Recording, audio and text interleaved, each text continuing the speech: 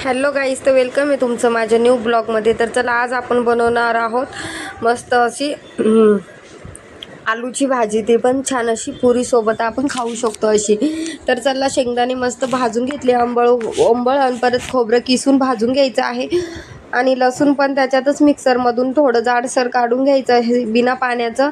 इकडं पॅनमध्ये तेल ठेवलं आहे. तेलमध्ये जिरं, मोहरी, कढीपत्ता टाकले आहे. आणि हे बघा, मी असं छान असं जाडसर काढून घेतलं आहे.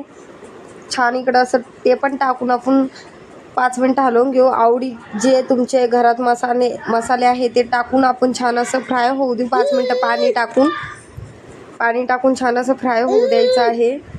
बघा कसं मस्त फ्राय होत आहे. ही गिरवी अशी छान अशी भाजू द्यायची आहे. जोपर्यंत तेल सुटत नाही तोपर्यंत छान असं तेल सुटेपर्यंत फ्राय करून घ्यायचे आहे. थोडा वरतून चवीनुसार मसाला टाकायचा आहे. या मसाल्यानं खूप छान असं टेस्ट येते. हो, शांत. बघा कशी तरी सुटत आहे आपल्या भाजीला. तर इकडं मी बटाटा उकडून आणि असं थोडं कुच करून घेतलेला आहे. बटाटा आपण याच्यात टाकून देणार आहोत. छान असं हलवून घेऊ बटाटा टाकल्याच्या नंतर.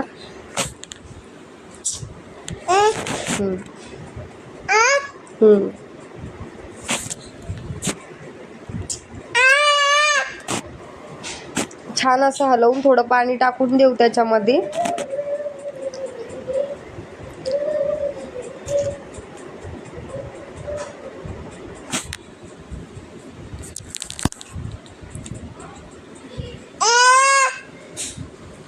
छान पाणी टाकून एक उकळी आणून घेऊ आपण भाजीला.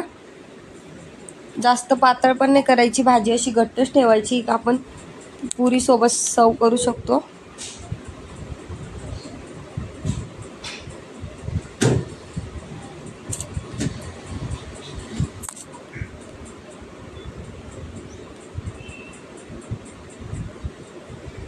तर चला, आपली भाजी रेडी आहे. तुम्हाला माझे व्हिडिओ आवडत असतं तर लाईक सबस्क्राईब करत जा. तर बघा कशी मस्त तरी आलेली आहे आपल्या भाजीला. बघा किती छान तरी आलेली. भाजी पण मस्त अशी घट्ट झालेली आहे. उकळी पण आलेली आहे. तुम्ही याला मस्त गरम गरम पुरी बनवा आणि गरम गरम पुरी सोबत खा, एक नंबर लागते. हा.